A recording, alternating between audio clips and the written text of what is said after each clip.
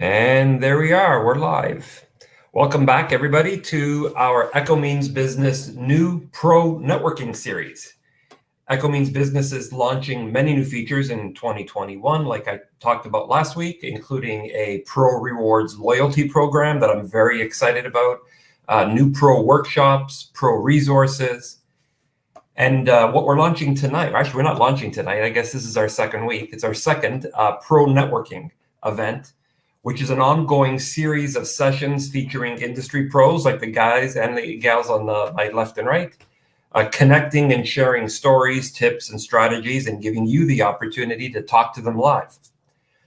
So today, this is the second of a 4-part series that we're using as part of our kickoff, featuring members of our user advisory group, which is a volunteer group of industry pros who provide user feedback to Echo's marketing team, as well as their product engineers, and lead the mentorship side and the content here on echomeansbusiness.com. So we've called this series Spring into 2021 because we're trying to get you guys ready for the new year. And so we talked about your back end last time and getting your office set up and getting your certifications in and your insurance. But today we're going to be focusing on marketing and building a bigger client list. What's the best marketing tactic? Is it EDDM or targeted social advertising or promotional marketing? In the next 2 Thursdays, we're going to be doing this again. Knowing your worth, establishing an hourly rate, determining your profit margins, that sort of thing is going to be next week. That'll be a really interesting conversation for those of you that are going to join us then. And then our 4th week is recruiting for success. Where to advertise, find good support staff, when can you afford them, that sort of thing. So that's going to also be right in time for when you're about to start hiring people for the spring season, especially for those of you up in the Northeast if we ever get out of this snowstorm. So let's get going. My name is Sam Fiorella. I'm the director of Echo Means Business Community, and I'll be acting as the moderator tonight. We have 4 UAG members with us tonight. Scott Horzewski from Landscapes by Acme, Mike Bedell from Bedell Property Management, LLC, the infamous Mr. Brad Cooper, listen to me, Bradley Bear. I wish. Yeah, you do wish. You're not nearly as handsome. From Copper Creek Cuts. And then one of our new UAG members that I'm excited to welcome to the group, Nicole Sutterfield Cook, or otherwise known as the Landscape Manicurist. UAG members that I'm excited to welcome. All right, so one of you guys has YouTube on the other side, so close YouTube or put it on mute, please, so that we save our team the echo. Anyway, the reason that we put this particular group together for tonight is because they've all been a pain in our ass over the last little while on our private group chat, yelling and screaming at each other about marketing and what worked and what doesn't work. And everybody had such a diverse opinion. Nobody was right, nobody was wrong, but everybody had something that worked for them. Interestingly enough, it wasn't the same thing that worked for everybody else. So we thought, perfect, let's get this on camera, and share everybody's experiences. So let's get going. I'm going to start with the most obvious question, and that is, what is the one marketing tactic that you absolutely have to do every spring to set up your book of business for the new season? Right. So I'm going to start with Mr. Bear, just because you're on my right on my screen anyway. What's your tip? And then everybody else can comment and agree, disagree. So if you haven't already, setting up all the free social media or things that get you online. A lot of people who start off, they're like, what's the first thing I should do? I think a Google My Business, a Wix site if you're not feeling comfortable paying for a website, Facebook page, a Nextdoor page, all the things that you can do for free, you should. And if you're already past that stage in your business, I think you should, at that point, probably evaluate what kind of customers you're going to want for the coming year versus what you already have. So that'll let you know if you need to change something. That makes sense. Do you, Scott, you agree? Yeah, I do. I do agree on that. before COVID, we used to go door to door also too. That was our best marketing tactic. Just going door to door, knocking on doors and seeing who we could get a hold of, who we could have a conversation with. But yeah, I mean, setting up a Google business is definitely the first thing you should do, and try to get your name out there. That's the best thing to do. That's assuming that somebody's just starting their business. What about a guy who, or a woman or a family or a team, a couple that has already been in the business for a couple of years and it already has that set up? What's the one thing they need to do? Get your name out there. Keep getting your name out there as much as you can. We go year to year doing postcards. We put them in mailboxes. We put them door to door hangers. Go to community spots that might have you be able to put your business card up. Wherever you can get your name out, I think that's the best thing. And just keep putting your name out there. I mean, it sometimes takes 7 times for someone to see your name to actually realize that you're in business and get you out there. So, I'm pretty sure Mike would, agree with me on that, is just keep getting your name out there to keep advertising, keep marketing. So. But that's assuming, like, if you're going to go door to door, like that's an interesting thing. I mean, and I think it's fantastic because you build relationships. But that's, you're going to have like a good personality like you do. If you're a curmudgeon like Mike, no one's going to want to see him going door to door. What did you do, Mike? Did you do that, or did you put up or did you just drop postcards so that nobody actually has to talk to you and look at that beard? So what we do in our company is we put agreements out in front of all our existing clients and give them the opportunity to get returning spots on our schedule. And then that lets us know what marketing we need to do, how much space we actually have in our schedule. And in turn, if we're pretty booked to begin the start of the year, then maybe we focus our marketing efforts on services that align with the openings we have later in the year. So it's kind of giving the people who we want to work with the first opportunity on our schedule. But then, yeah, obviously, once you're out there, you've hopefully got branding on your vehicles and stuff, and then that's kind of giving you the multi-touch points as you're out there, and that's what we've done, and that's what's allowed us to basically stay very busy season after season. It doesn't necessarily matter as much on the economic conditions. Thankfully, if you built enough business over the years, you're able to just kind of continually tap into that and stay in front of that same group of people. Right. Mike, your audio is really choppy and coming in and out. You may want to try resetting, going out and coming back in maybe. Nicole, I'm going to ask you, when you made the switch from being, a manicurist to, as the story, the famous story goes, from being a manicurist to the landscape manicurist, what was the marketing that you did that got you to where you needed to be today, or where you are today?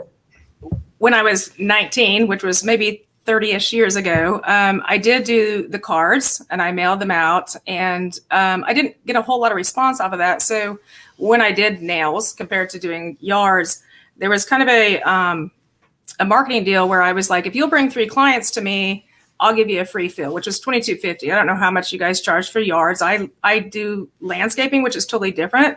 So I would always kind of like give a free fill for the $22.50 back in the day. And now it's probably a little bit more than that, is that I would kind of reward the client that would give me, 3 more clients. And it wasn't necessarily a punch card or anything like that. I would always know who had sent me clients and who hadn't. Now you have to target your age group. Instagram is not that 40 to 60-year-old age group. And so I really feel it's really important to either friend the client that you're with or you're doing their yard for, and either, tag them in it or ask if they can tag, I just mowed like stripes in your yard. Can I tag you in my post? And if you'll recommend so-and-so amount of people, I will give you 10% off or whatever it is. I'll weed your bed. So if you want to kind of integrate in to mowing, to weeding, to doing, the bushes and everything else. Can you give them a free service that they don't normally have? I'm all for that. Is just do something that they don't normally get so you can, kind of promote those other things that are going on in your business. If you only mow, can you maybe edge, the driveway that you don't normally do and maybe charge however much do you do? I mean, I don't know how you guys do that. Do you charge more to edge, or is it all kind of within the service? I don't know. Do you guys want to answer her? I was going to ask Nicole, do we have to go to the moderator to give us time? No.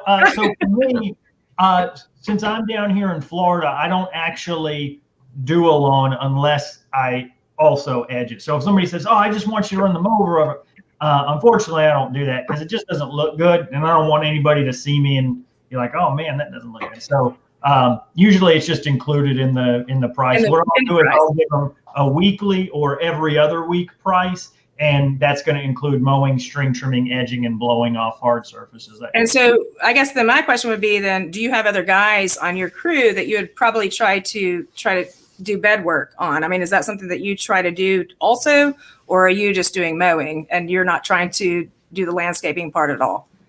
For me, it's just me. I'm a part-time guy and it's just me. So I try and stay away from the big time drains like the bed weeding, because it's much more efficient for me to go out and mow than it is that kind of thing. If it's if it's a good customer, I might do it, but more often than not, I'll just say, I really only focus on mowing, that kind of thing. So I guess if you're trying to offer other services within your company or business, then I would say do something that you don't normally do, which would be weeding. Hey, I'm going to hit the sidewalk. I'm going to hit my neighbor's sidewalk, and I'm going to let my client know that I just did that so they can pass that information on. Just kind of, I don't know. I mean, it takes you 5 seconds, right?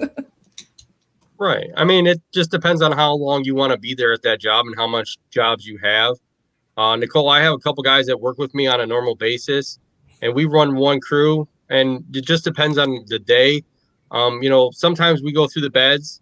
If they look really bad, we'll go through the beds and kind of pull them, because a lot of our customers have full service. So not only do we do the mowing, we do the landscaping, the lawn fertilization, everything. So we kind of look at each lawn depending on the day and how fast we have. And then if not, we have 2 extra days a week that we do just straight landscaping. So we'll go them 2 days and just go back to them jobs and take care of that stuff for them. So it just depends on the day. I mean, and I think everybody's different, how big your crew is or whatever, like Brad, he's one person, so he's just going to continue just to mow, and, but there's us that, do everything. And, Mike does, I know, a whole bunch of different stuff too. So, he might have a couple more guys with him. I don't know how he does it. I mean, he never talks to me, so I don't know. I mean, he's literally an hour away, but who knows? What about you, Mike? Well, I kind of missed the question, but I've been enjoying hearing you guys talk about whatever it is. So, well, someone cue me up a little better than that. Well, she was asking, like, if she does, just mostly landscaping, but she was talking about edging and stuff like that. Do you have other guys that kind of help you out and would do that other stuff while you're there? Well, yeah, we typically work as a team. We are a full service provider. Can you guys hear my audio better, by the way? All right, much better. Good. All right. Didn't want to keep rambling on if no one can hear, right? So, in that case, yeah, we are doing everything. So the scope is kind of preset a lot of the time. So we're going to have the number of people on a property that we need to get through that work scope of the day. So, but yeah, obviously it does encompass those type of bed services like weeding and redefining and cultivating and mulch installs and shrub pruning, all that fun stuff. And so that's kind of our anticipated scope of work. And that's kind of what I was trying to say earlier. And apparently the audio wasn't so good, was that we kind of offer all that stuff to clients at the beginning of the year and allow them to book up a lot of our time. And so, yeah, that for us, that's anticipated, but I get it. There's people that we work with or do some subcontract work for that are a little bit more direct in terms of what they do and don't do. And maybe they just cut grass, and that's the reason that we're fertilizing all their properties. So I got a question for you guys, because, I want to circle back. Later, I want to talk about setting up your Google page, because everybody keeps saying that, but I don't think a lot of people really understand how. And I want to do a bit of a deep dive into like, what are the 5 things that you need to do, or where can you get that advice if you need to. But I've seen a couple of comments in here, and you guys have been talking about promotions and referrals. I think that's an important conversation to have. As a marketing person, I know that it is easier to get business from your existing clients by growing your existing clients, getting more services, or getting referrals, right? The value of a client who comes as a referral is going to be higher. The lifetime value is always higher than somebody that you get from a cold call or from generic marketing. So that's obviously good. But do you offer any kind of promotions for that? I saw one of our other guys here, Solo Cuts, say, for every referral, they'll get 1 free cut. You know what I mean? Or some free service for every referral. I think Nicole, in our group chat, you said something about, like the 10 card, like for every 10, you get 1 free. And there was a lot of heated conversations around that. Like, don't give away your services because they're free, make everybody pay. But there's a real value in driving those referrals or getting people to do more services. So what's everybody's thought on those types of promotions in terms of driving new business or new revenue?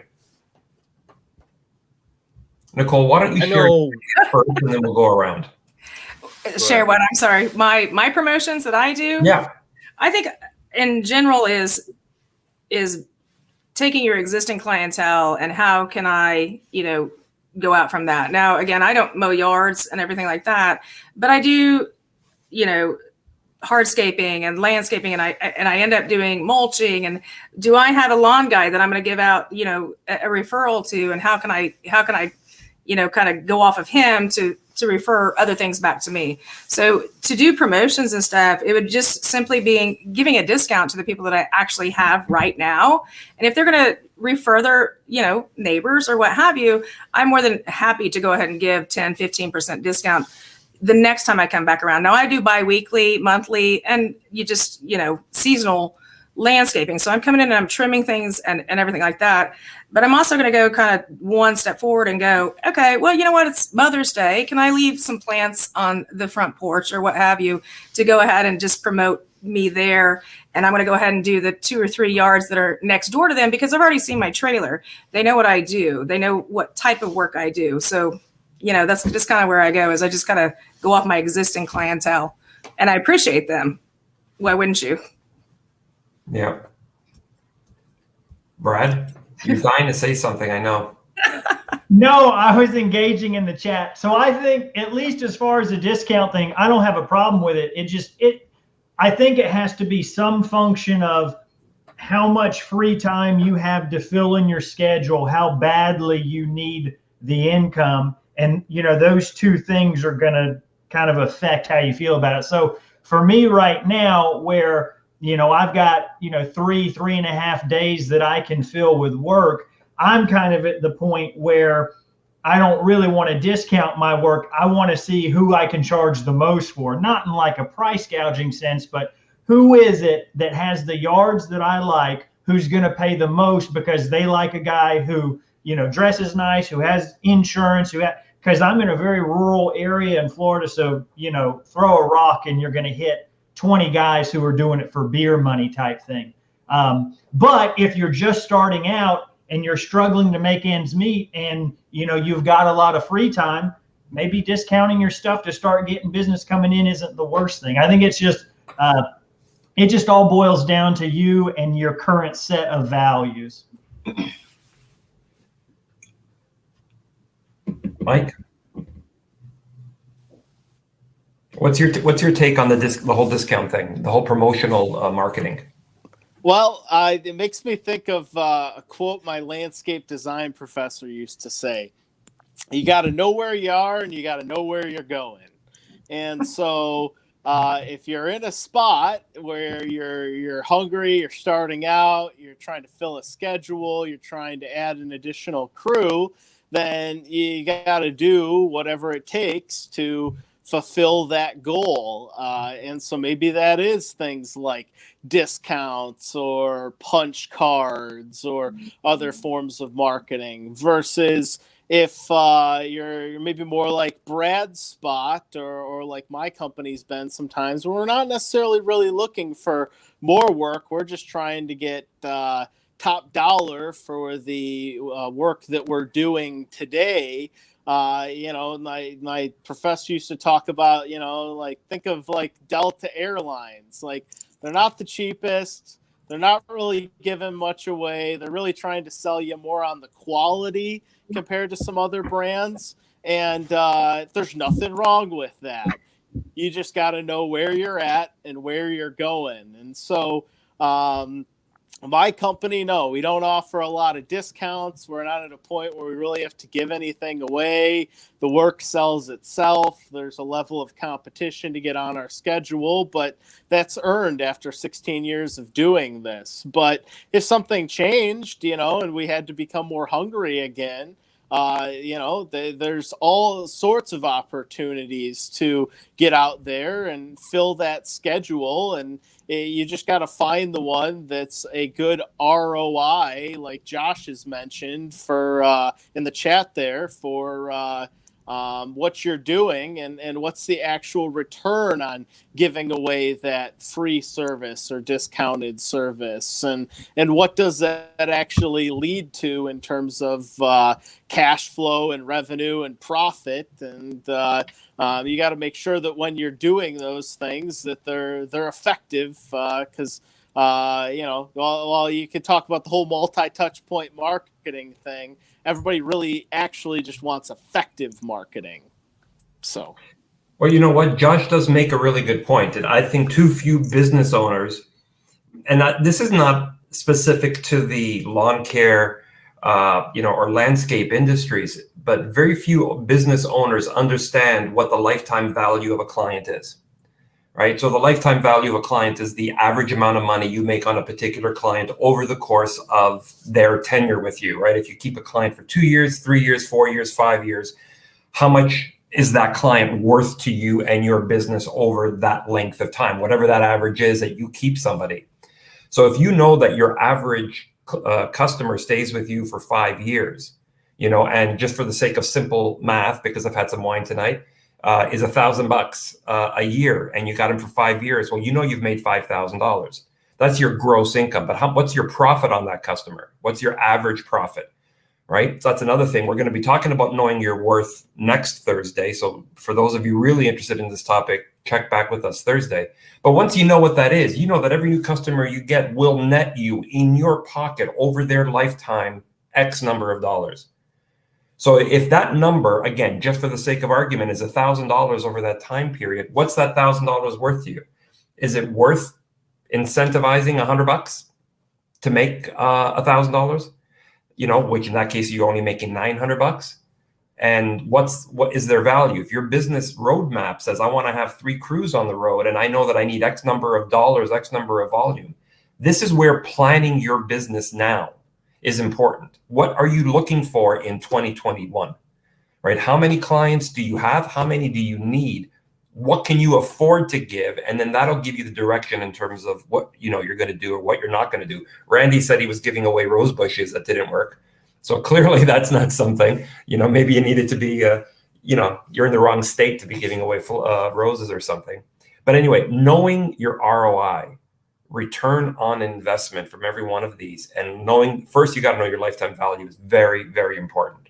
Now, I'm not a lawn care guy. I'm a business guy. I'm a marketer. So for what it's worth, all of you that are thinking about this, that's the calculation you need to do before you even think about, is it going to be rose bushes or one, free cut for every 10. Why don't we switch over? I want to go back to digital marketing a little bit. And before you even talk about any kind of Facebook advertising or anything else, there's 2 things I want to talk about, and I'll throw it out to you guys We're going to start with the Google page, and Brad, I'm going to ask you to give some tips and advice, and anybody else that wants to join in on that. But then I want to address Josue's question in the chat, which is your thoughts on a website. Do you even need a website anymore? 10 years ago, we're saying if you don't have a website, you're not a real business. Now it's social media and Instagram and Facebook. Do you even need a website? So we'll get to that question next from a marketing perspective. But Mr. Bear, why don't we start with, what does everybody need to know about setting up a Google business page? It's pretty straightforward. If you've done any kind of social media profile in your life, whether it's, LinkedIn or Facebook or MySpace back in the day, the Google My Business stuff is pretty much the same. But the good thing about it is that it'll bring up, without them having to click on a link, it'll bring up kind of like a profile on the sidebar. And if you don't do anything else but do that, it can help, because if a lot of people are using Google as how they're doing lawn care at McClenny, Florida, and that's how they're looking, that can kind of help you stand out. I mean, I think you should have some website, but if you don't and you have a Google My Business and the other guys in your area don't, that's going to help. A lot of that depends on where you're at. Like I said, I'm pretty rural, and even though there are a lot of guys who are doing it, the ones who are fuller businesses, they're either so busy that they aren't worried about marketing, or they are, not really legitimate businesses that aren't going to, advertise anything. So for me to have that out there in my area helps a lot, because I'm going to be one of the few people that pop up. I think it's also important to the Google business is important for the search engine optimization purposes, if nothing else. But there's also all the local directories that you should be registering your business under, because that will help drive the near me. How many of you search? And I think the last study that I read on this shows that most people who search online now are searching for lawn care professional near me.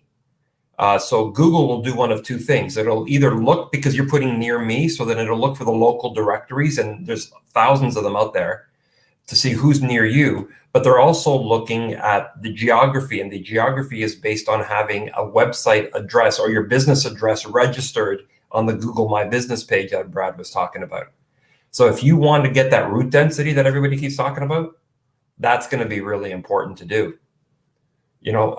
Nicole, what's your thoughts on the whole importance of a website today versus just being really strong in social media where people are engaging anyway? I used to do Google back in the day, between nails and the other couple businesses that I've had.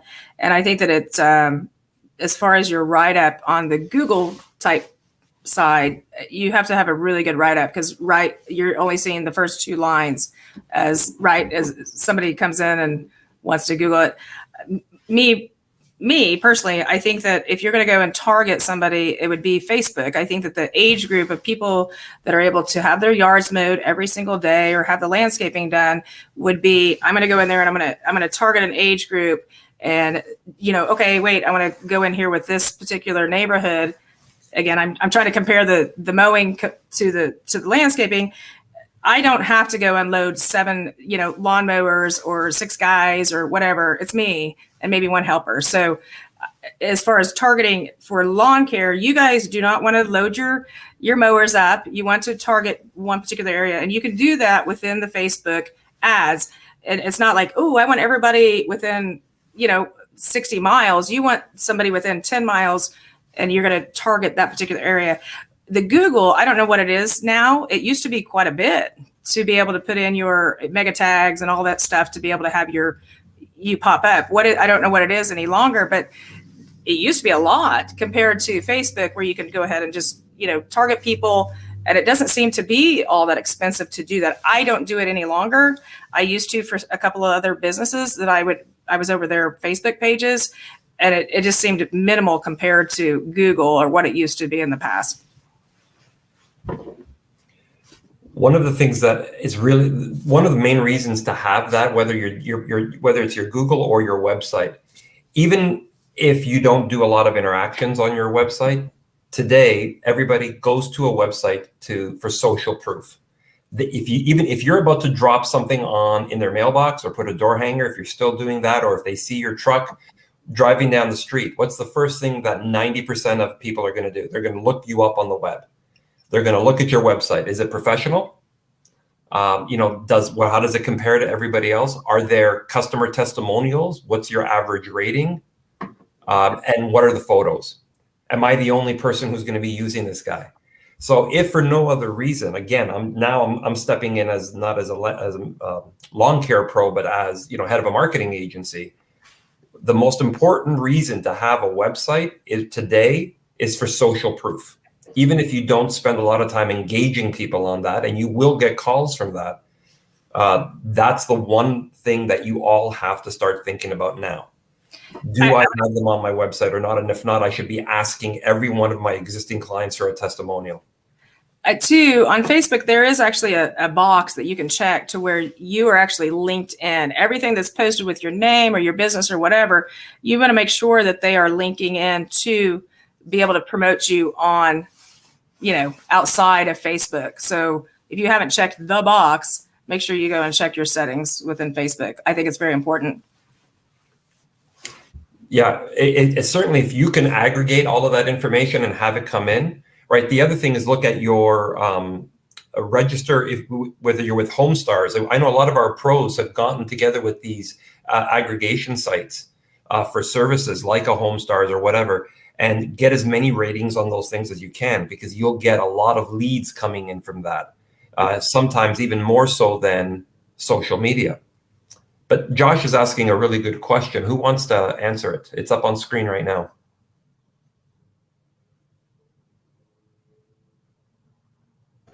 So I was confused if he's saying a free sales funnel or Yelp, Google, Angie's House, or if he's saying a free sales funnel, or in other words, Yelp, like if all those things are free.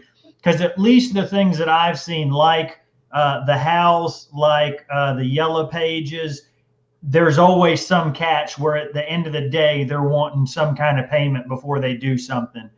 So that's why I think I misunderstand the question, because I don't think Google does that. But those other three, I don't do anything with if they're asking for money. Again, it probably depends on what you're trying to do with your business. For me, just being out here part-time, I don't really have to dive in too deep to the numbers to see, well, even though they're asking for this amount per month, what is the it's just, I don't need to. That makes sense. So let's, we're at the halfway mark. So let's switch gears here and go into our second general topic, which is digital versus traditional. We've been skirting around it a little bit with these questions already, but there's been a big debate in terms of, especially now in this pandemic, do you still go door to door? Are postcards, mailing postcards to a geo-targeted area or EDDM, is that still the way to go? Is that the most cost-effective way to, or maybe the best way, regardless of the cost, to drive new leads? Or should we all be looking at focusing on digital advertising, targeted Facebook advertising like Nicole was talking about, or targeted Instagram, or focusing on making all of these YouTube videos and TikTok videos and engaging people that way and building a relationship? Scott, what's your thought on that? Before COVID, like I said, door to door was probably the best thing for us besides word of mouth. I think now with COVID, nobody's going to come to the door.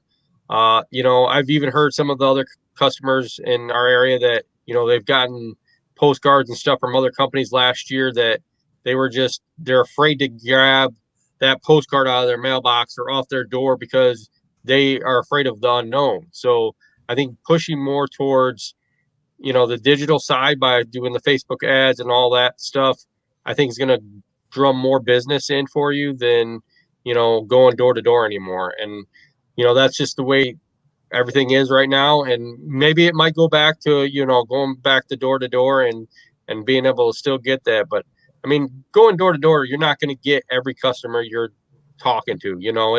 It's a 1% return on your investment. So, I mean, it takes time to get to that, if you want 100 clients, you got to put a lot out to get that 100 clients, and I think targeting through digital, you're going to be able to get more business out of that than door to door, So, I don't know what your thoughts are, Mike, on this.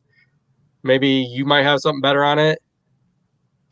Well, my thought on it is typically the lower the ticket price, you can get into lower cost or perceived lower cost, things like postcards or flyers, versus when people are spending higher ticket items like $20,000 patio or a $10,000 sod job or a new irrigation system.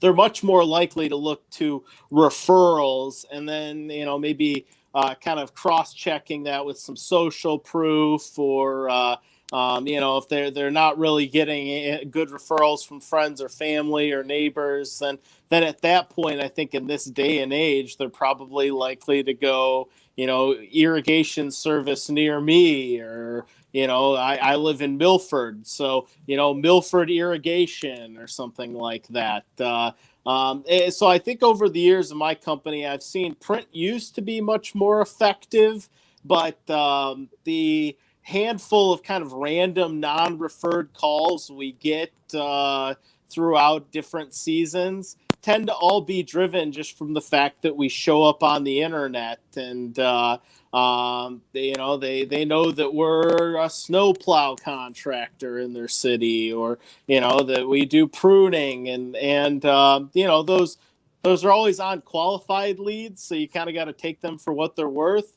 But that's my thought process on it, is if you're selling, lawn service that in those type of subdivisions is going to be $30, $40, $50, then, you maybe need to target your marketing accordingly, and you're really looking towards heavily targeted density, versus if you're selling higher ticket items, you maybe have to spread out more than just a couple neighborhoods.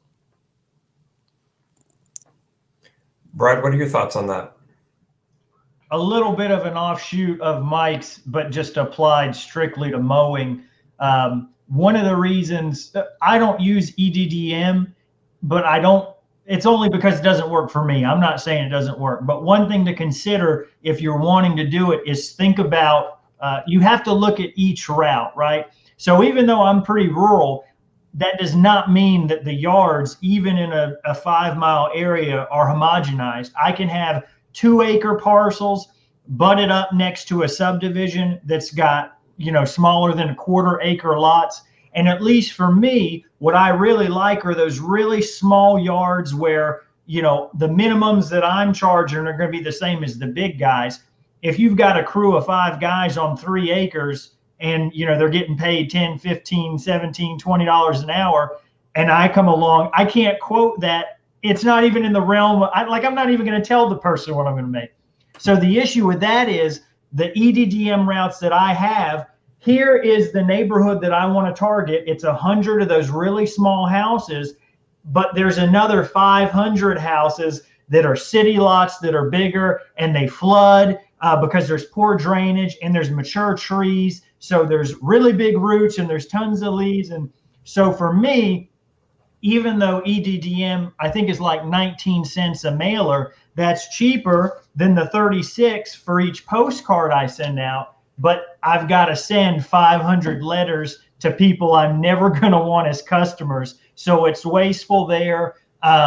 If those people do call, it's just going to be a huge turnoff. So they, hey, I got this flyer. I'm like, yeah, sorry, I can't. I don't want, it's really, I don't want your business, but that's not going to sound good. So for me, just doing these postcards to the couple of 100 houses, the 3 or 4 neighborhoods I really want to be in, that's what works for me and where I'm at.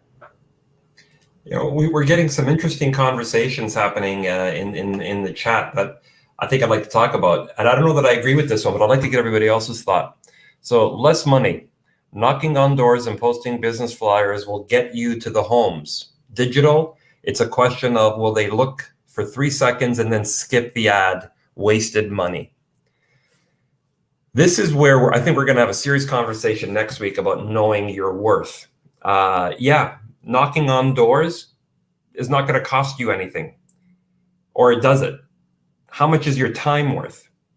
Right? How much is it? How long is it going to take you as an individual going door to door, right, and talking to people? And maybe people answer the door, maybe they don't.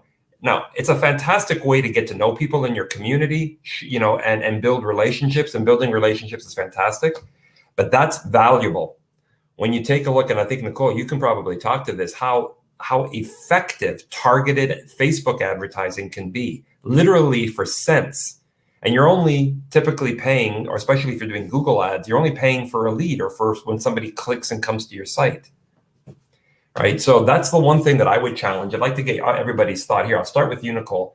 But doesn't it, don't you have a more targeted reach? And knowing that people today are responding really well to Facebook ads, as an example, isn't that a better way to spend your time while you're out in the field doing that work and making the money? I believe so. Although I haven't had to advertise, just because what I do is very specific. And so they either want me to do their property or they don't. And I'm 4 to 6 weeks out normally. So I don't do a lot of this advertising. I know how it works.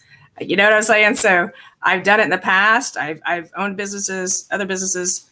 I know that Facebook targeting works because I've done it for other people on their websites. If you can just target, a lot of people just be like, okay, well, I want Bartlesville or wherever you're from.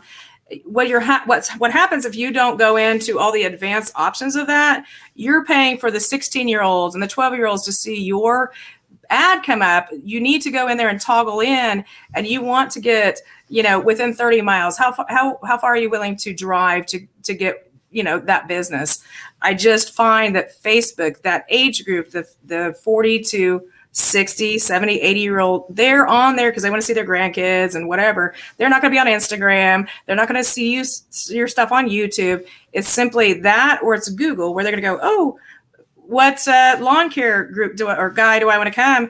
And if you don't start with A, you better have a really good write-up or something in there that's going to bring you way up there, or you're going to pay for your ad to get up there. So I know I've done the advertising. I've paid for it for other people.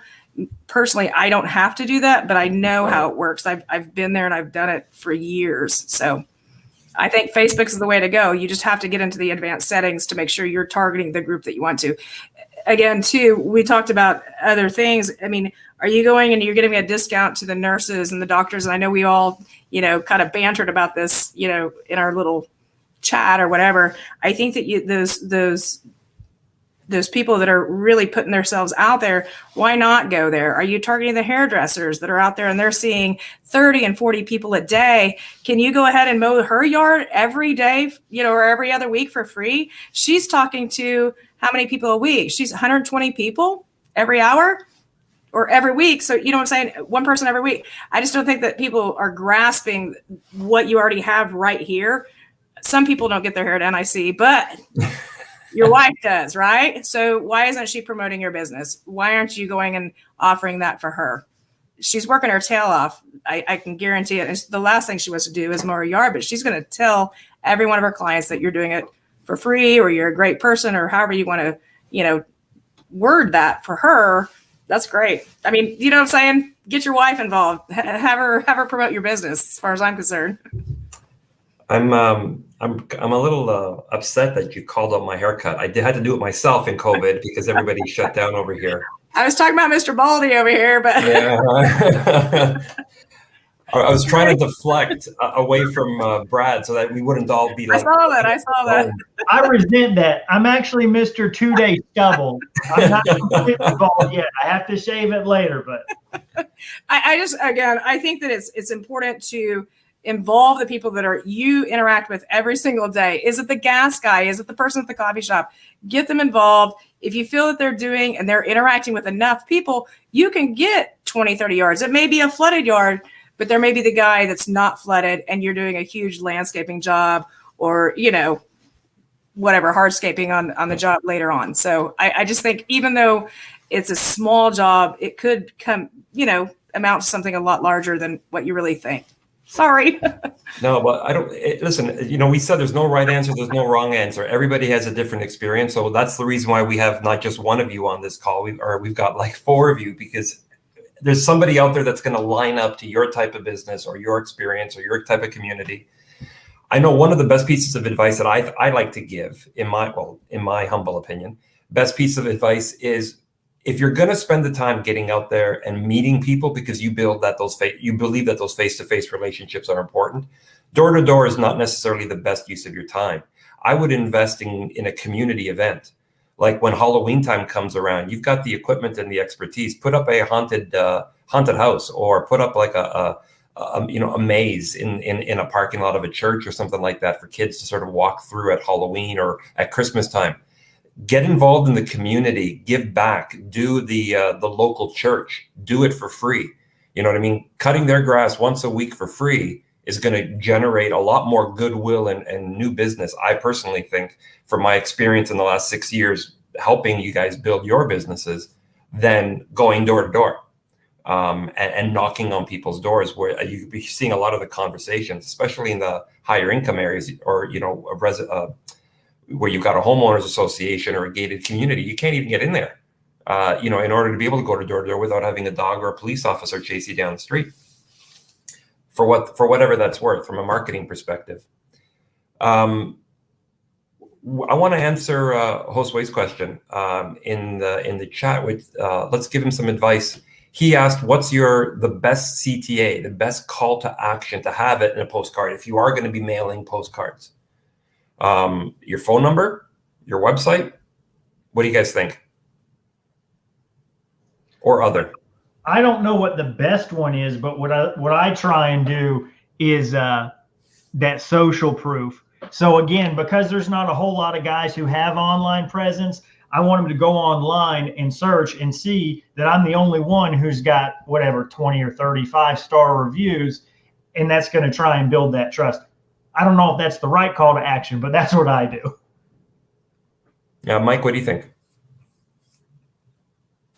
Well, back when we used to do postcards, we would do very, very targeted, where there were some subdivisions that we wanted to get into. And so we actually had postcards made just for those subdivisions. And they had, obviously, the contact information on it, but it had exactly what we were trying to sell. Like if it was lawn service, it would be actually the logo of that subdivision on the postcard, and it would say Country Oaks Lawn Mowing starting at $800 for the season. And that worked very well for us. We ended up getting like half the subdivision because there was the buy-in. They realized that this wasn't just some like generic offer. It was an offer targeted to the 120 some homes in their subdivision.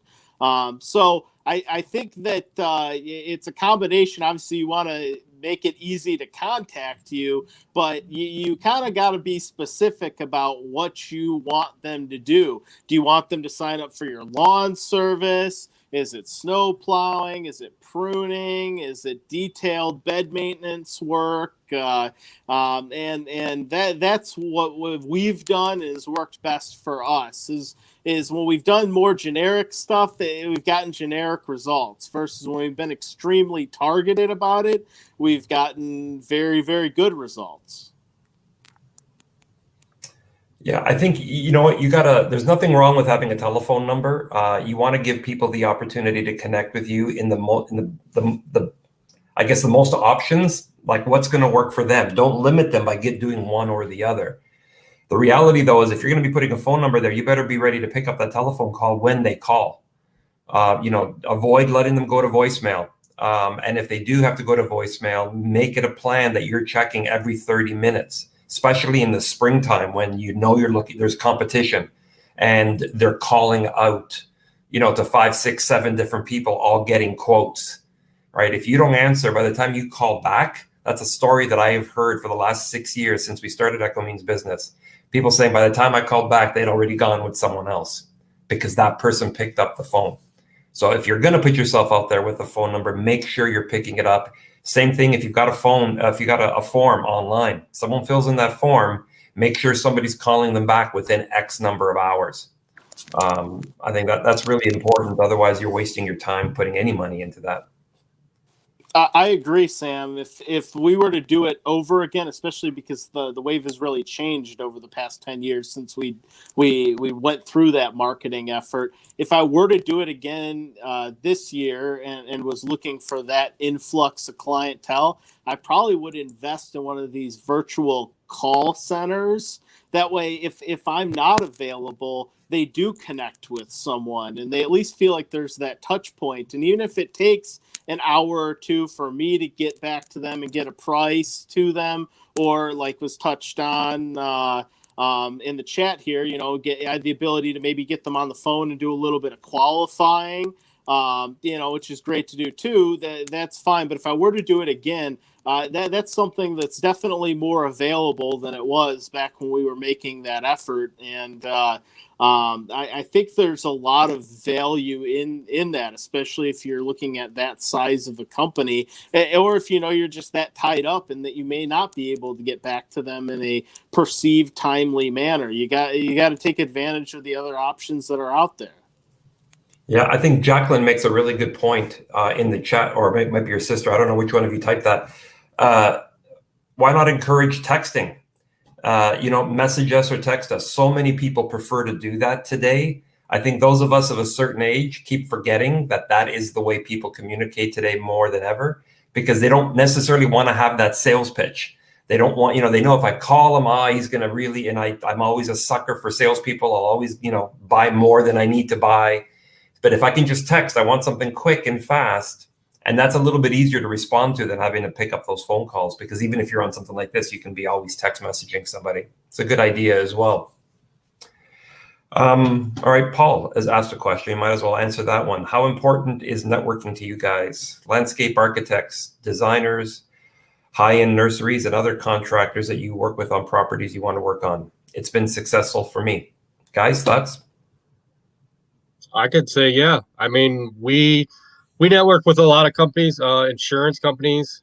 We network with a banker in the past, and it's gotten us business. We network with realtors also. I mean, we get a lot of business from realtors, especially when they put up the house for sale. I know one of our realtors will just say, hey, your yard looks like crap. Call Scott. Here's his card. He'll give him the card or give him my number, and I'll get a call and say, hey, your realtor friend called us and we need this. And 10 times out of not, I'll be able to get that job right away. And, you got to network with whoever you can network. Even like what Nicole said, network with hairdressers if you can, network with anybody that you can. So, yeah. I think real estate agents is, if you're going to learn anything from anybody in this, look at real estate agents. To Mike's point about, putting the subdivisions logo in, one of the things that real estate agents do expertly is when they sell a home in a neighborhood, the first postcard they do is they sold in your neighborhood, right? And then they show the picture of the house that they sold in your neighborhood.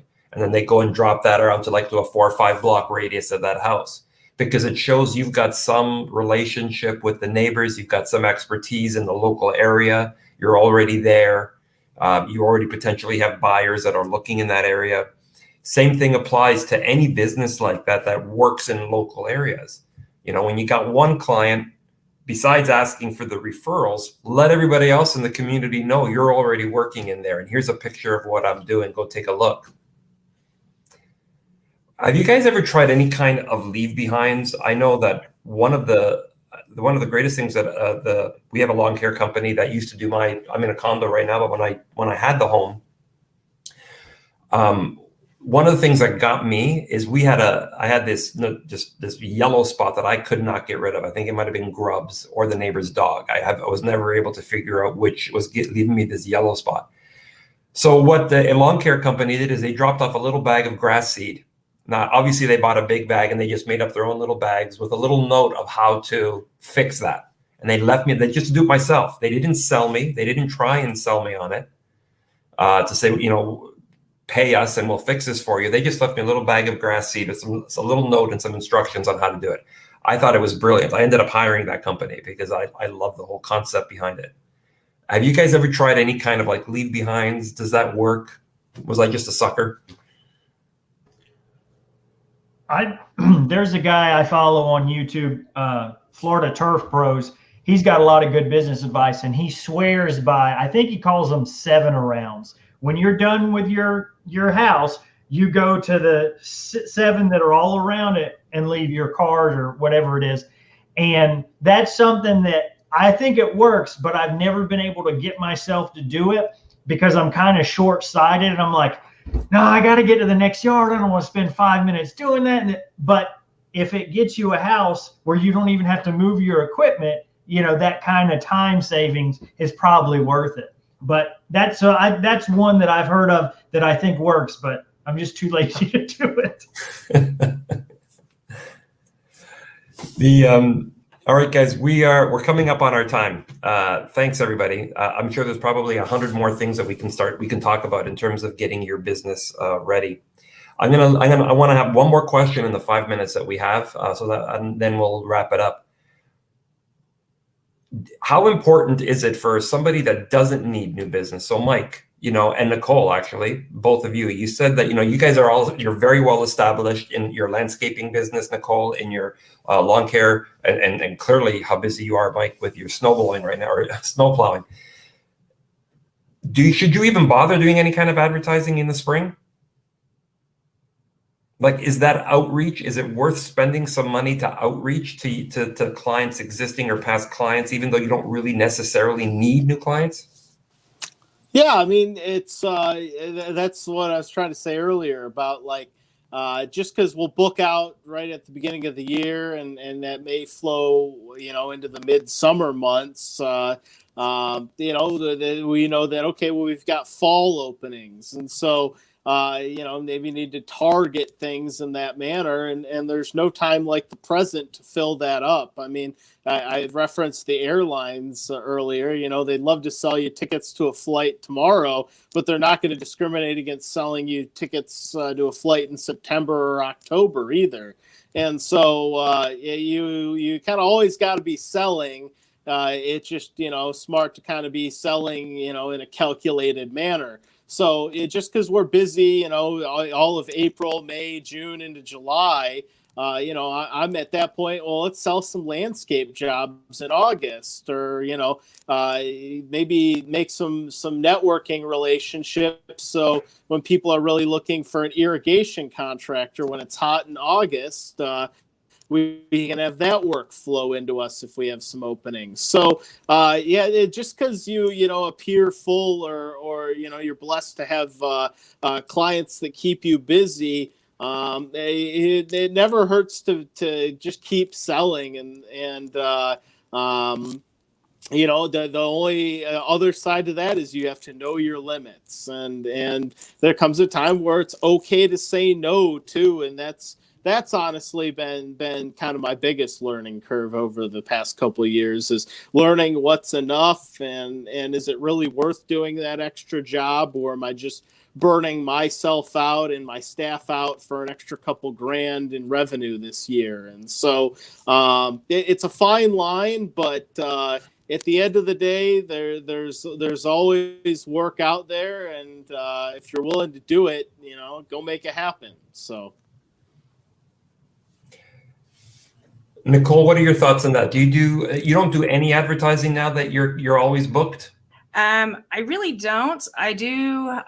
You were speaking of realtors earlier, and I kind of took my little mute button. And I think with when I promote my business with the realtors, or if I do that huge, before and after photo, I'm not only promoting that house, I am promoting, myself, and probably another 5, sometimes thousands of people off of that realtor for that before and after photo, because I'm coming in there. So can I discount that just a little bit? So I just want to touch base on that a little bit.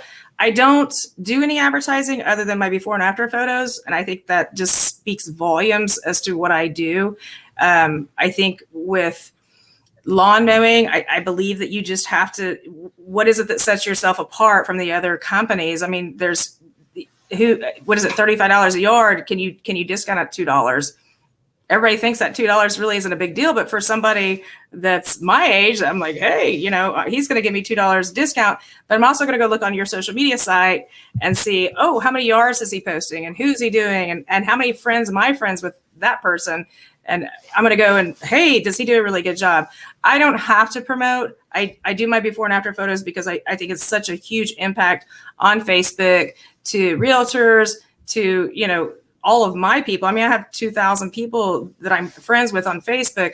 I don't do Instagram necessarily, and I don't do YouTube, and I don't do all that stuff. Again, my target audience is on Facebook. They're wanting to see their grandkids and stuff like that. So I think that just promoting yourself for free and tagging that person in there that you can, whether it's a doctor or the realtor or whomever you're working for, ask them if you can tag the yard and do the before and after photos, because it's going to show up in that news feed.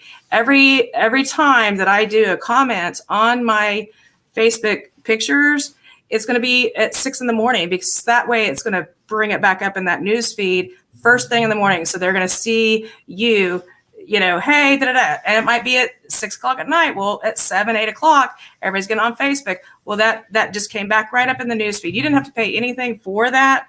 I just feel that I just don't have to pay for it. So I apologize for not really answering the question, but it's using your, what you have for free to get it back up there in that, again, the news feed. That's all. Sure, that's great advice. The one thing I'll challenge everybody to think about as you leave here, you consider all the great advice and tips that this panel gave you today, is even when you are full and you're lucky like Mike to be sold out right away, you can always upgrade your clients. There's always a way to make greater profit. So go back to what we talked about last week, and especially next week, know your worth, know your bottom line, right? Because, if your capacity is 40 lawns a week or 50 lawns a week and you're there, are you making the enough money? Could you be making more money with a different set of 50 or a different set of 40? So advertising, even when you're full, isn't necessarily a bad idea. As Mike says, know where you are, know where you're going. Next week, join us as we talk about that worth. So you know when you should be saying no to customers and when you should be firing customers, and you know how to price. Thanks, everybody. I hope this was worthwhile for everybody that was listening to the panel. Love you guys. Thanks. Our goal here at EMB, of course, is to mentor and to inspire ideas. And I think these guys did a great job today. Have a good night, everybody.